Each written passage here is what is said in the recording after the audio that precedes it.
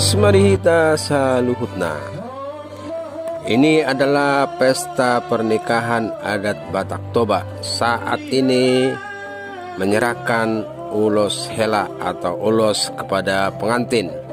Yang menyerahkan ulos adalah keluarga besar pengantin perempuan atau disebut dengan perboru. Pengantin laki-laki marga Sihotang dan pengantin perempuan Boru Huta Barat. Mari kita lihat.